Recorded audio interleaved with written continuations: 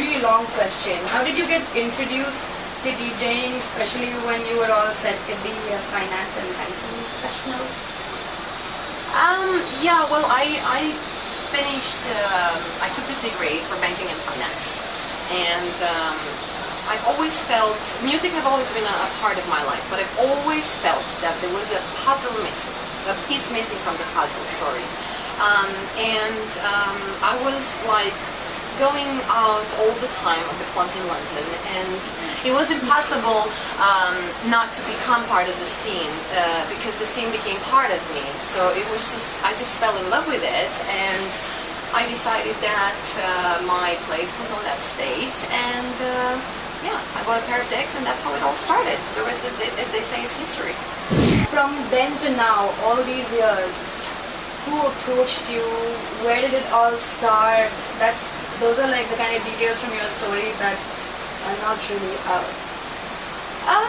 Well, it's always hard to start something. Like any job you start, it's hard. But you have to work hard. You have to make yourself known, so people pay attention to what you're doing. They start to like probably what you do, and yeah, the rest just unfolds as it goes. Who was your mentor? Or were you just a self-made artist? I think every artist is its own individual, and I don't know if I had one. I just try to move along as it goes, you know. So how big is your track wallet that you will be using for your performance at Blue Frog tomorrow? How big is my, sorry? Track wallet? Your CD wallet? It's actually that big because it's a USB. Well, yeah. Time changes. So yeah, exactly. We have to evolve with the technology, which is the great thing now, because you can have like 5,000 tracks on a USB like this, and yeah, I'm just gonna decide on the moment what I'm gonna play. I mean, I have a rough idea what my set is gonna contain, but you have to just read the crowd and just decide on the moment also. Which DJ in India would you like to mix alongside? Ooh, what DJ? I played along few DJs in India in my recent trips, and I had great fun, you know.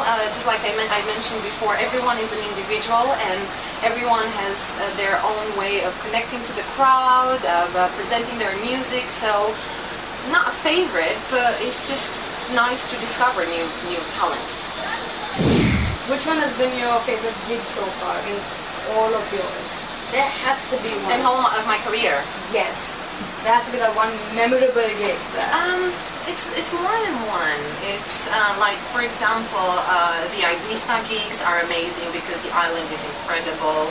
I loved when I played in Las Vegas at the Rainforest Hall Opens Hall party. I mean, for me, that party was absolutely crazy. I've never seen a live show like that. I love playing at the festivals. I did SW4. Every gig is different in its own way, so I like it everywhere. That is not fair. I'm not going to give you a specific answer because it's not just one that I love. There are more. It's more than one. So every gig is equally unique and touches you equally? Yes.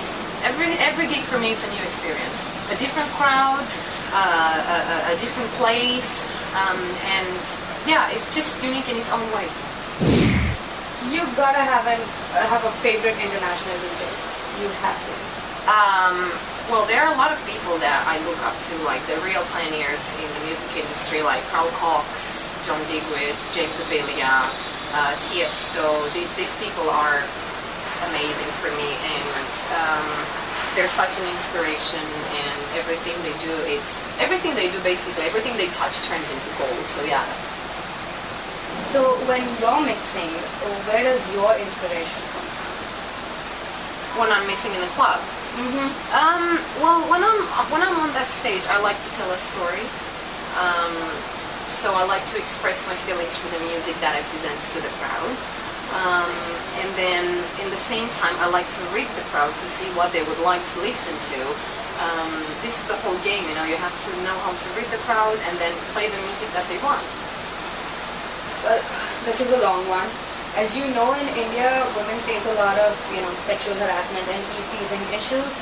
And frankly, there's nothing to be shy about it, but you're very hot. And you're too hot to be a DJ. And I'm sure you get a lot of passes. So how do you deal with that?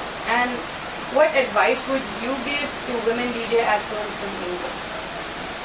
Well, first of all, I'm sorry to hear that, what you just mentioned.